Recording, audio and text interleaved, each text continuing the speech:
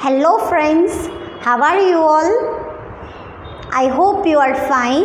Myself Krutika Mali, and as I had promised, today I am here in front of you along with numericals based on chapter solution.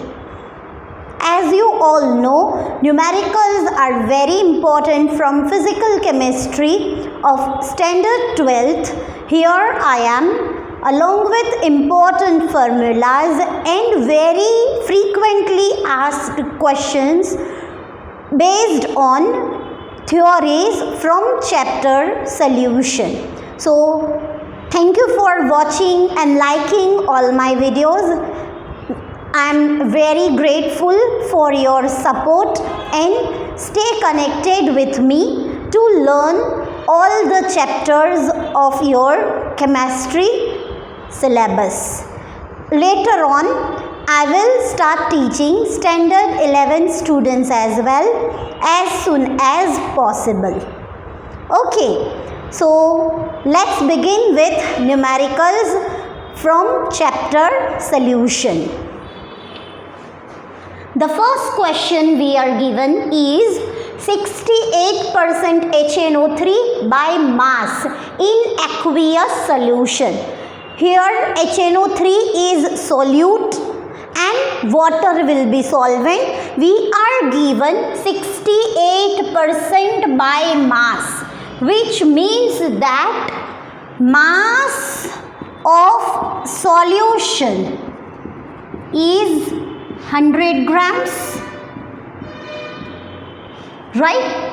आपका solution 100 ग्राम मास acquire करता है, जिसमें से 68% by mass is occupied by HNO3.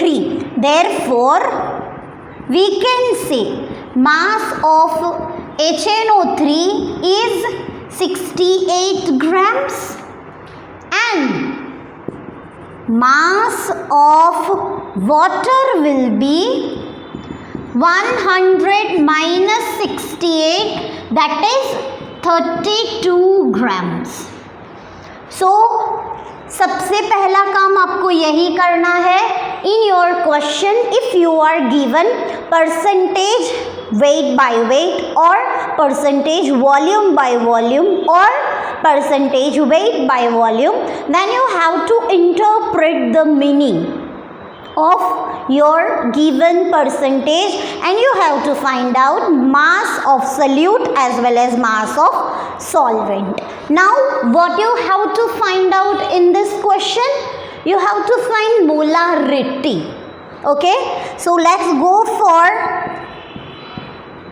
formula of molarity. As I taught you in my theory session, molarity is moles of solute divided by volume of solution in liter.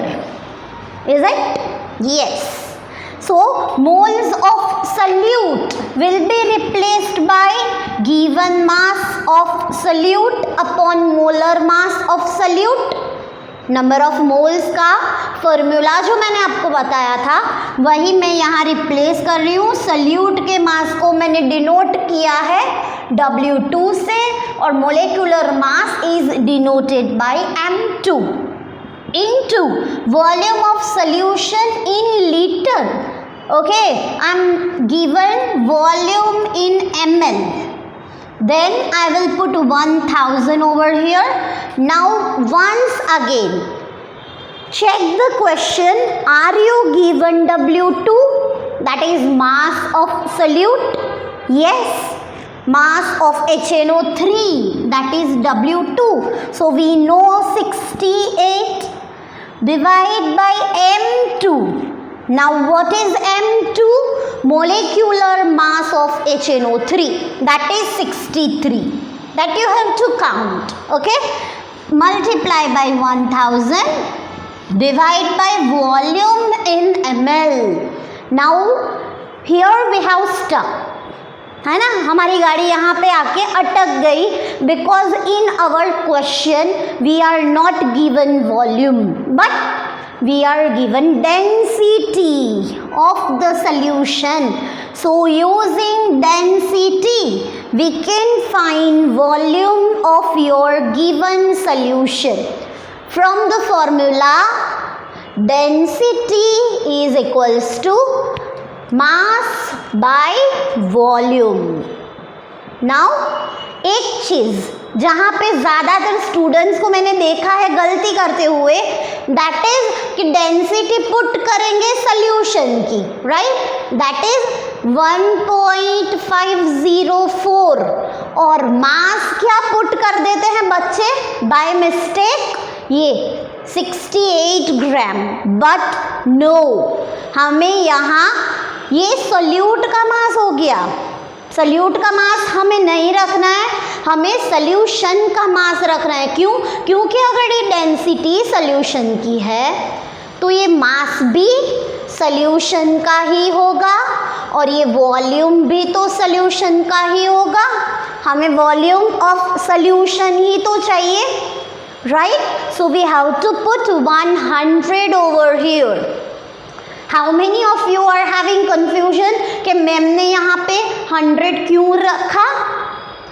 तो मैं आपको clear कर देती हूँ कि 100 है mass of solution, solute solvent का मिला के, as you can see solute का 68, सॉल्वेंट का 32, दोनों का मिला के हमें 100 ग्राम सोल्यूशन का मास मिल रहा है। So we have to put 100 divide by volume that we don't know, we need to find, therefore volume is equals to 100 divided by 1.504, this many ml. How can I say in ml? Because you were given density in gram per ml, so you will get the value of volume as 66.5 ml. okay, calculate कर दीजिएगा, आप देख लेना यही answer आएगा। ये volume हमें यहाँ पे पुट करना है 66.5 and as we complete our calculation we will get the answer 16.23 molar. ये यूनिट आपको नहीं भूलना है, दिस इज मोलारिटी, ये मोलारिटी का सिंबल है ना, सिंपल, राइट। तो ये आपको आ जाएगा और ऐसे क्वेश्चंस भी आपको पूछे जा सकते हैं। ऐसा नहीं है, ऐसा बिल्कुल नहीं है कि जो बहुत इजी है वो नहीं पूछा जाएगा, सब टफ निकाल के आपको पूछा जाएगा, ऐसा बिल्कुल नहीं है। आपका पेपर एवरेज क्वेश्चंस भी एक्वायर करता है और हार्ड लेवल के क्वेश्चंस भी होता है। 80% पेपर का डिफ़िकल्टी लेवल एक एवरेज स्टूडेंट सॉल्व कर पाए, ऐसा ही होता है। So don't worry.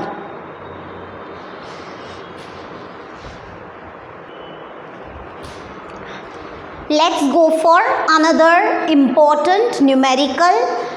How many ml of 0.1 molar HCl are required to react completely with 1 gram mixture of Na2CO3 and NaHCO3 containing equimolar amounts of both? This is the case of titration.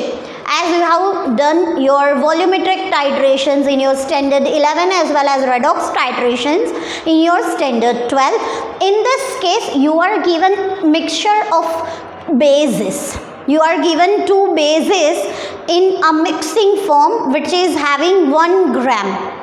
Mixture का मास आपको दिया गया है that is 1 ग्राम। इस 1 ग्राम के अंदर आपके पास Na2CO3 भी है, NaHCO3 भी है, जो कि एक बेस है, दोनों बेस ही है। वीक बेसिस का आपको मिक्सचर दे रखा है और उसको टाइट्रेट करना है against strong base that is 0.1 molar HCl। तो सपोज कर लीजिए कि आपने ब्यूरेट के अंदर HCl भरा हुआ है, दैट इज 0.1 मोलर, आपने पिपेट से लिया है 1 ग्राम मिक्सचर। पिपेट से हम जो लेते हैं सोल्यूशन, वो सोल्यूशन बनाने के लिए 1 ग्राम मिक्सचर का यूज़ किया गया है, उससे आपने कुछ ml ले लिए और अभी आप टाइट्रेट करके ये निकाल रहे हैं कि ब्यूरेट का कितना वॉल्यूम कंज्यूम होगा। ओके, ब्यूरेट के अंदर जो HCl है वो कितना वॉल्यूम कंज्यूम करेगा to completely neutralize mixture of bases which is taken in your conical flask. Okay, so here we have to start the numerical by supposing, suppose mass of Na2CO3 is x gram. Okay, let the mass of Na2CO3 be x gram, therefore mass of NaHCO3 will be 1 minus x gram. क्यों 1 minus x? क्योंकि question में बताया गया है कि mixture का दोनों को मिला के टोटल मास 1 ग्राम है।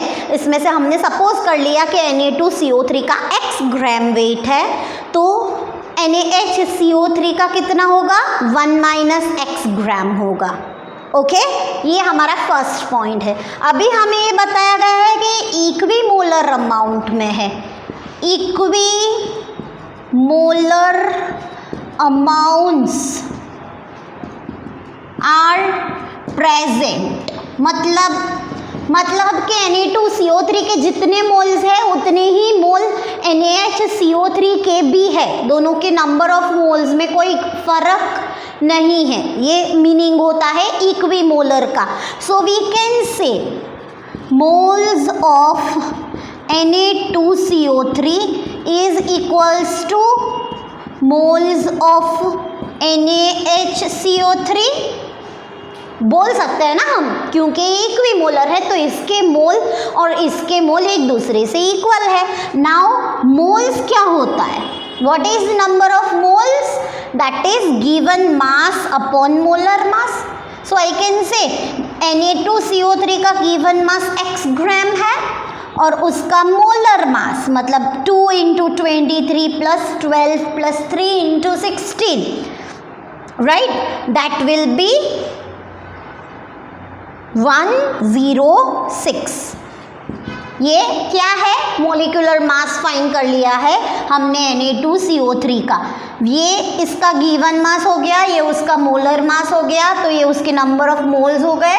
सिमिलरली NaHCO3 के हैं 1 minus x अपॉन 84, ये उसका मोलिकुलर मास है NaHCO3 का, राइट। सो वी कैन से कि 106 into 1 minus x is equals to 84x. Therefore 106 minus 106x is equals to 84x. Therefore 106 is equals to 84x plus 106x. Therefore 106 is equals to 190x. Therefore x का value होगा 106 divide by 190, that is 0.558। ये x मिल गया आपको। x क्या था? Na2CO3 का mass of Na2CO3 आपको मिल गया, दैट इज 0.558 ग्राम। तो अभी आपको NaHCO3 का मास भी मिल जाएगा। NaHCO3 मास क्या होगा? वो 1 minus x होगा, that is 1 minus 0.558, that is equals to 0.55, sorry, ये आपको कैलकुलेट करना पड़ेगा। ओके, ये आपको कुछ आंसर मिल जाएगा, ये मैं आपको बाद में बताती हूँ। अभी आप क्या करेंगे? Na2CO3 का मास मिल गया, NaHCO3 का मास मिल गया। आप मोल्स फाइंड कर लीजिए, actual moles of Na2CO3 that is given mass upon molar mass. Given mass है आपका 0.558 और मोलर मास है 106, तो आपके इसके मोल्स मिल जाएंगे। सिमिलरली मोल्स ऑफ NaHCO3 के लिए उसका मास लगेगा, उसका मोलेकुलर मास 84 लगेगा। यहाँ जो वैल्यू आई है वो यहाँ पुट करेंगे, ऐसे करेंगे तो हमें ये आंसर मिल जाएगा। इसका आंसर है 0.00526, इसका भी उतना ही है। सी आंसर क्यों सेम आया? क्योंकि इक्विमोलर अमाउंट्स लिया था ना, तो इसीलिए उसका नंबर ऑफ मोल्स इक्वल आएंगे। अभी आप सोच रहे होंगे कि मैम ये क्या कर रही है ना। यहाँ से मैं क्या करने वाली हूँ, यहाँ से मैं रिलेट करने वाली हूँ Na2CO3 और NaHCO3 को। सपोज कीजिए कि मैंने Na2CO3 लिया है और HCl से रिएक्ट करवाया। ये एसिड हो गया, ये बेस हो गया। एसिड और बेस न्यूट्रलाइजेशन अंडरगो करेंगे and will give me salt plus water. This is Cl minus H plus CO3 2 minus 2Na plus. Because there are 2Na plus, we require 2Cl minus to get 2 moles of NaCl plus H2CO3, which will dissociate into H2O and CO2. So this is your neutralization equation. Acid plus base gives salt plus water plus CO2 gas. Here what we need to know is stoichiometry. We need the stoichiometric coefficient. We can say that 1 mole of Na2CO3 requires 2 moles of HCl. See, this sentence I have got from the stoichiometry, from the balanced chemical equation which is called stoichiometric equation. So here we can say there is 1 mole is to 2 moles. So we can say 1 mole of Na2CO3 uses 2 moles of HCl. Therefore अगर ये इसका 1 मोल लेती तो ये 2 use करता। मेरे पास कितने moles हैं Na2CO3 के? 0.00526 moles of Na2CO3 requires how many moles? That is equals to 2 multiplied by 0.00526. So we get some moles. किसके मिलेंगे मोल्स? HCl के मिलेंगे, right? So number of moles of HCl are 0.1052. Okay, ये सब मैंने important numericals के notes बनाए हैं। इसके अंदर आपके सोल्यूशन चैप्टर से जितने भी PYQs हैं वो सब मैंने सॉल्व किए हुए हैं। अभी मैं आपको ये सभी क्वेश्चन सॉल्व करवा रही हूँ। ओके, सो ये आपको मिले Na2CO3 के मोल्स। Na2CO3 के नहीं मिले, सॉरी HCl के मिले। Na2CO3 के अगेंस्ट में HCl के मोल्स कितने मिले? ये।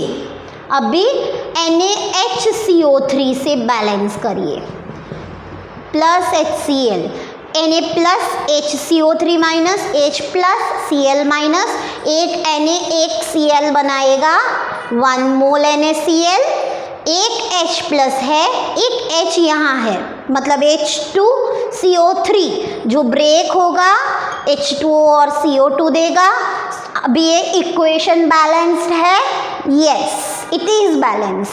सो वी कैन से इसका 1 मोल, इसका भी 1 मोल ले रहा है।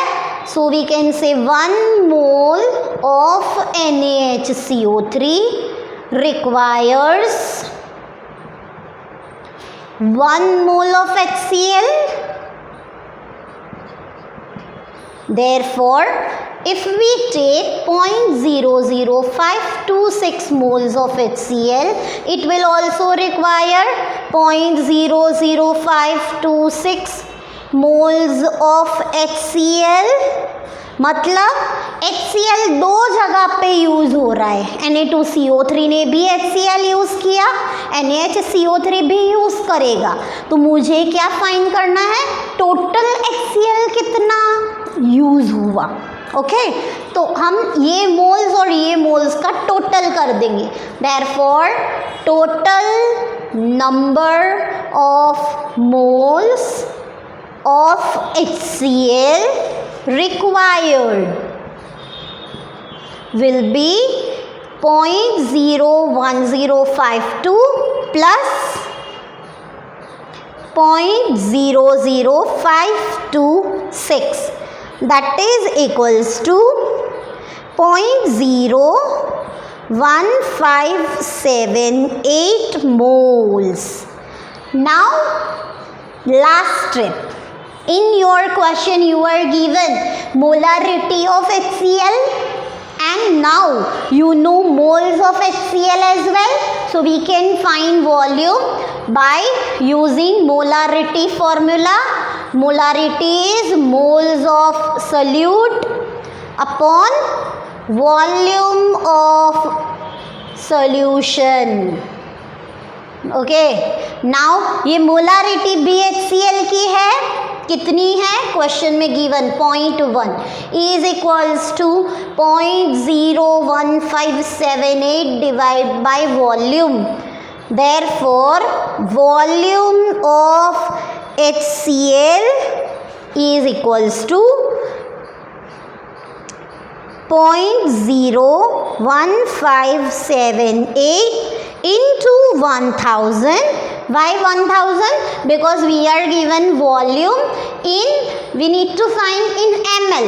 क्वेश्चन में पूछा है हाउ मेनी ml, यहाँ से लीटर निकलता अगर 1000 नहीं निकालते तो, right. So that's why we have put 1000 divide by 0.1, that is your given molarity and we get 157.8 ml. HCl is required to react completely with 1 gram mixture of Na2CO3 and NaHCO3. This is very important numerical and you must do this once again at your own. Then only you will be able to find out कि आपकी गाड़ी कहाँ अटक रही है, आपका कौन सा वाला पॉइंट अभी भी वीक है, ये आपको पता चलेगा जब तक आप खुद से नहीं ट्राई करोगे। किसी दूसरे को देखकर तो हमेशा ऐसा लगता है कि मुझे भी ये आता ही है। You just need to try it once, then only you will be able to get the confidence. Fine.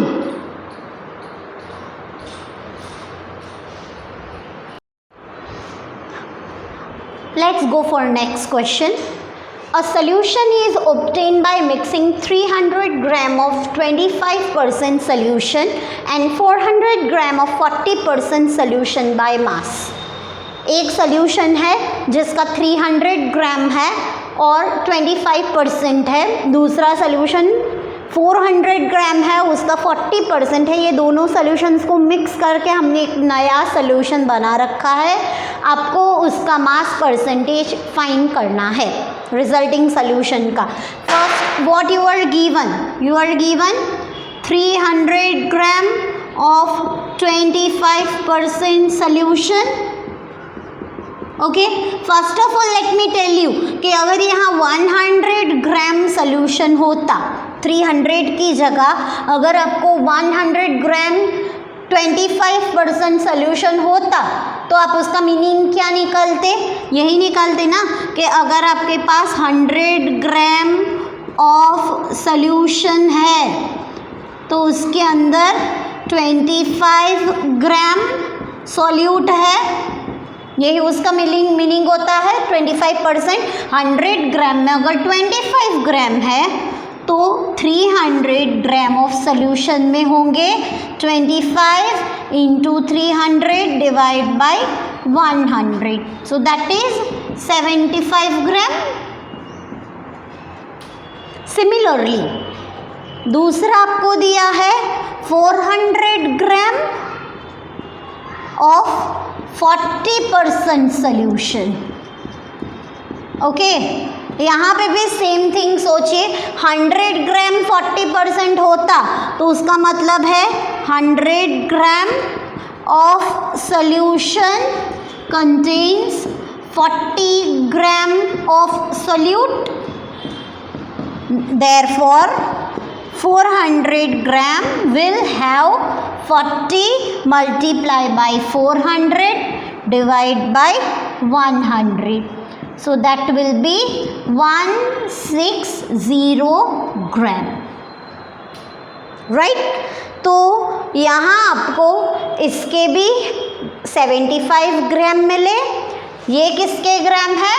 Of solute, ये भी ऑफ सोल्यूट, मतलब इसके अंदर 75 ग्राम सोल्यूट है, दूसरे सोल्यूशन के अंदर 160 ग्राम है, therefore total mass of solute will be 75 gram plus 160 gram, that is equals to 235 gram. ये टोटल मास सोल्यूट का हो गया। इसी तरह total mass of solution will be, इसका 300 ग्राम और इसका 400 ग्राम, मतलब टोटल 700 ग्राम सोल्यूशन हो गया। अभी आपको अप्लाई करना है, क्योंकि आपको मास परसेंटेज निकालना है। परसेंटेज बाय मास का formula, that is equals to mass of solute upon mass of solution multiply by 100। So mass of solute will be 235, कहाँ गया ये 235 divide by total mass of solution is 700 into 100, so this many percentage, that is 33.5%. So that is your answer.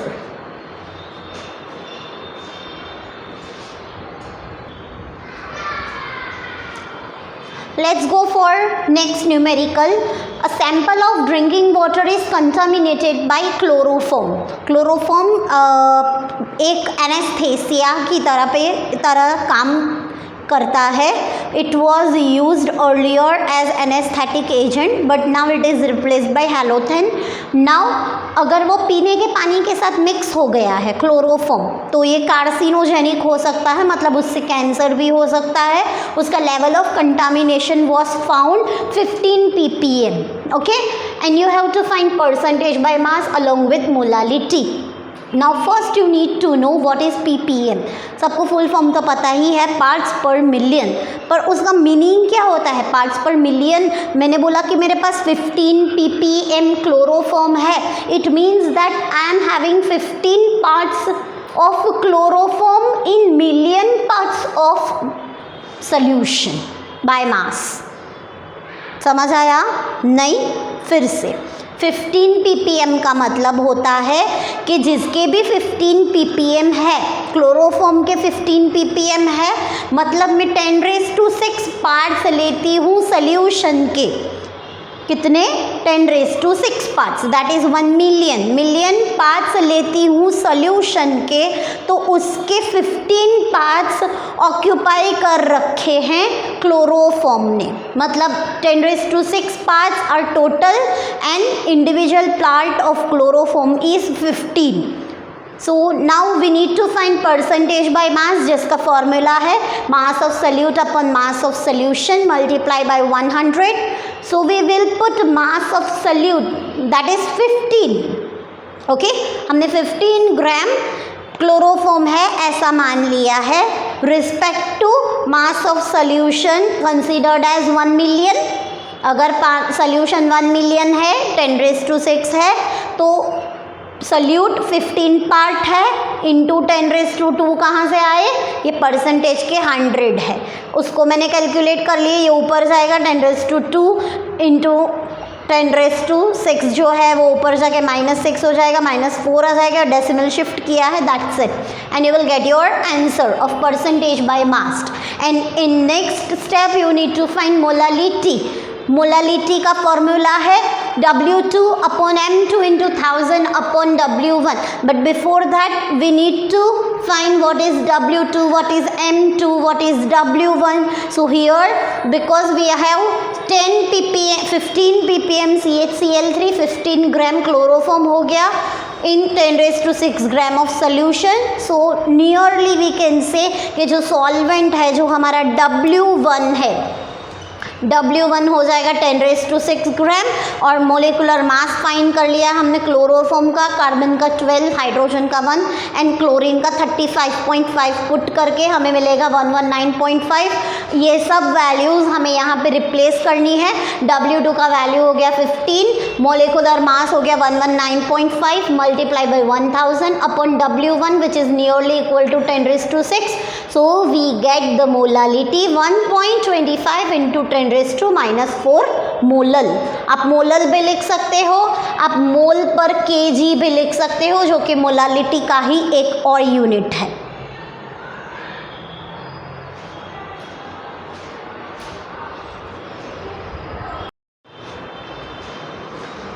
Another numerical. In this question you are given that heptane and octane. Heptane whose formula is C7H16, octane is C8H18. दोनों को mix करके एक ideal solution बनाया है जिसके अंदर vapour pressure of heptane is 105.2 kilopascal, vapor pressure of octane is 46.8 kilopascal. These are individual vapor pressures, मतलब P01 and P02 का वैल्यू है ये कैसे पता चला कि ये P01 एंड P02 है, क्योंकि ये दोनों के इंडिविजुअल प्रेशर्स हैं और अभी भी दोनों को मिक्स करने की बात नहीं हुई है. अभी बताया है कि what will be the vapour pressure of mixture. If we mix 26 gram heptane with 35 gram octane, means here you need to find P total, okay, and 26 gram heptane, 35 gram octane you are given.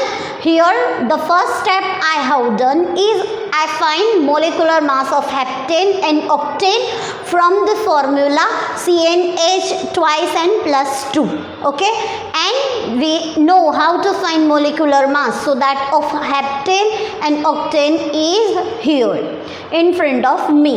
Now we need to find what will be vapor pressure of mixture. देखिए मैं आपको समझाती हूँ, आपको P total find करना है, तो P total के लिए आपको P1 और P2 का वैल्यू चाहिए होगा. क्वेश्चन में आपको P01 एंड P02 दिया हुआ है. सो राउल्ट का लॉ आपको यहाँ अप्लाई करना है. P1 is P01 into Chi1 and P2 is P02 into Chi2. We know P01 and P02. P01 is 105.2 and we need Chi1 plus P02 that is 46.8 into here we need to put Chi2. We don't have Chi1 and Chi2, right? आपको Chi1 Chi2 की जगह यहाँ अभी खाली छोड़नी है, आपको ये फाइंड करना है. तो आप Chi1 Chi2 कैसे फाइंड करेंगे बताओ. What is Chi1 and Chi2? Mole fraction of component 1 and 2. Chi1 का फॉर्मूला है N1 upon N1 plus N2 और Chi2 अब फाइंड कर लेंगे 1 माइनस Chi1 से, क्योंकि दोनों का टोटल 1 होता है. पहले आपको N1 और N1 N2 चाहिए होंगे to find Chi1. We do not have N1 N2 values as well. हमें मोल्स भी नहीं दिए गए हैं. So we need to find N1 and N2, moles of component 1, moles of component 2. Component 1 है आपका हेप्टेन और कंपोनेंट 2 है ऑक्टेन, दोनों का मास गिवन है। ये क्या हो गया, 26 इज योर गिवन मास। तो अगर आप यहाँ मोल नंबर ऑफ मोल्स को रिप्लेस करेंगे bye given mass upon molar mass, the given mass is 26 gram and the molar mass of heptane is 100. So we get the answer 0.26 moles. Similarly ये N2 है for octane, you have to put mass upon molecular mass. Mass of octane is 35 and its molecular mass is 114. So we get the number of moles 0.307. So now we know number of moles. N1 N2 आपको मिल गए, यहाँ put कर दीजिए। N1 का value है 0.26, नीचे 0.26 plus 0.307. So you get the answer 0.458. That is chi1 and chi2 will be 1 minus 0.458, that is equals to 0.542. chi1 chi2 का value मिल गया, उनको यहाँ रिप्लेस कर दीजिए। 105.2 into chi1 is 0.458 plus P02 into chi2, that is 0.542, and we get our final answer of P total. Okay, and that is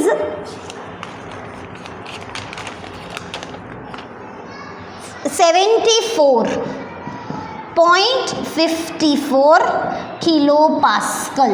kilo pascal में answer क्यों आएगा, क्योंकि क्वेश्चन में जो P01 P02 का वैल्यू दिया गया है वो भी किलो पास्कल में ही है। राइट, आई होप आपको ये समझ आया होगा। मोलेकुलर मास फाइंड कर लिया, मास गिवन है। पहला स्टेप होगा आपको नंबर ऑफ मोल्स फाइंड करने पड़ेंगे। नंबर ऑफ मोल्स मिल जाए, N1 N2 मिल जाए, तो उसकी हेल्प से आपको chi1 chi2 फाइंड करना है, that is mole fraction of component 1 and 2। जैसे ही आपको chi1 chi2 की वैल्यू मिल जाए, आपको P01 इंटू chi1 करना है और P02 इंटू chi2 करना है और दोनों का आपको टोटल कर देना है। तो आपको मिक्सचर का P टोटल मतलब वेपर प्रेशर ऑफ मिक्सचर मिल जाएगा। इस तरह का एक क्वेश्चन बहुत ही बार बार पूछा गया है आपके बोर्ड्स एग्जामिनेशंस में।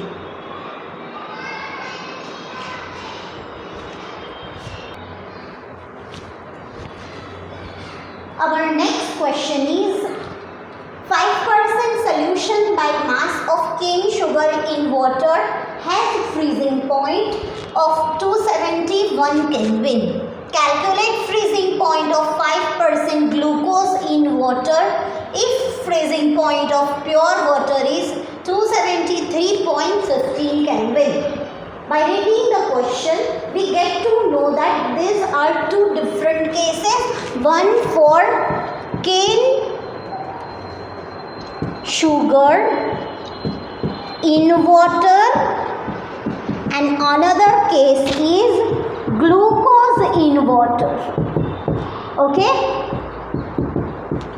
इसका 5% solution by mass और ग्लूकोज का भी 5% solution by mass. We are given freezing point of solution. 5% solution of cane sugar in water has freezing point of 271 Kelvin. So we know that freezing point of this solution, which is denoted by TF. Okay, TF से denote करते हैं solution के freezing point को और solvent के freezing point को denote किया जाता है by T0F.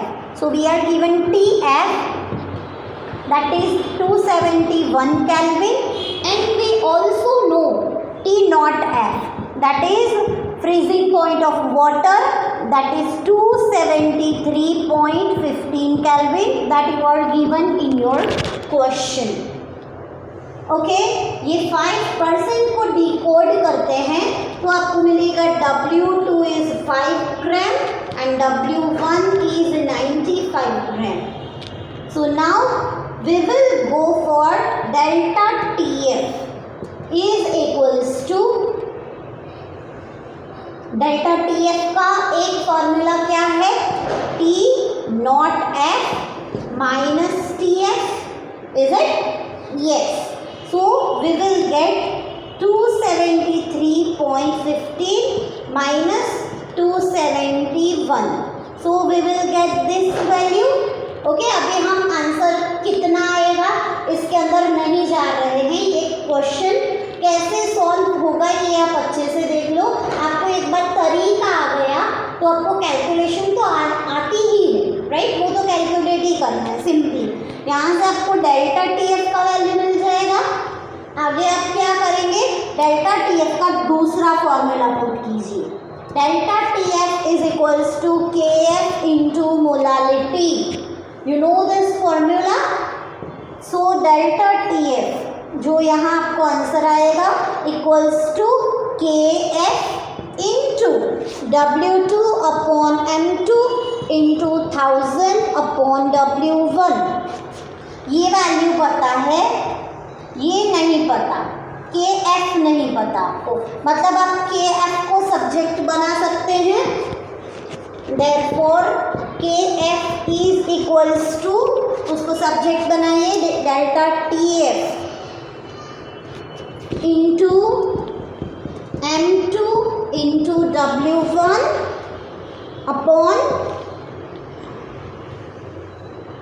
W2 into 1000. Now you know all these values. Delta TF का वैल्यू आपको पता है.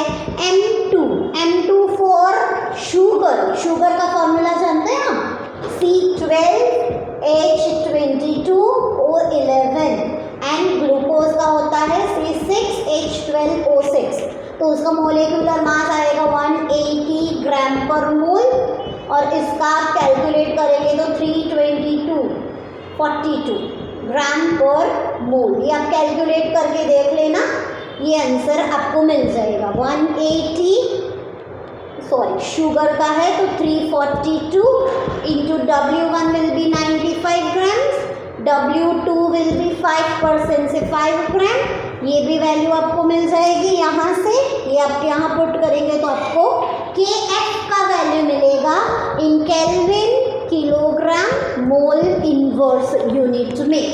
आगे आप क्या करेंगे, इस KF का वैल्यू जो आपको यहाँ मिला उसको यूज़ करेंगे इसके लिए, ग्लूकोज का फाइंड करने के लिए. ग्लूकोज का आपको क्या फाइंड करना है, फ्रीजिंग पॉइंट, मतलब फॉर ग्लूकोज. दूसरा केस स्टार्ट करते हैं. For glucose you are given delta TF equals to T naught F minus TF, right? अभी आप क्या करेंगे, ये KF का फॉर्मूला है, KF का वैल्यू आपको पता है, इसको ये वाला फॉर्मूला हम बाद में यूज़ करेंगे. पहले हम डेल्टा TF वाला दूसरा फॉर्मूला यूज़ कर लेते हैं. That is delta TF is equals to KF into molality. यहाँ पे आप फाइंड करेंगे डेल्टा TF. KF आपको पता है, यहाँ से जो मिला इंटू मोलालिटी हो गया W2 upon M2 into 1000 upon W1. सो ये पता है, ये आपको 5M2, बिकॉज ये ग्लूकोज का केस है. ग्लूकोज का M2 होता है, मोलिकुलर मास होता है 180 इंटू 1000 अपॉन 95, और ये आंसर आपको केल्विन के अंदर मिल जाएगा. डेल्टा TF मिल जाए तो आप finally delta TF is equals to T not F minus TF करेंगे. आपको ये वैल्यू पता है, ये वैल्यू भी आपको पता है 273. 0.15, तो आपको सिर्फ TF ही नहीं पता, सो ये हो जाएगा TF is equals to delta TF, ये आ जाएगा यहाँ प्लस 273। ओके, ये इस साइड आ गया तो प्लस हो गया, ये इस साइड आ गया माइनस होगा, माइनस।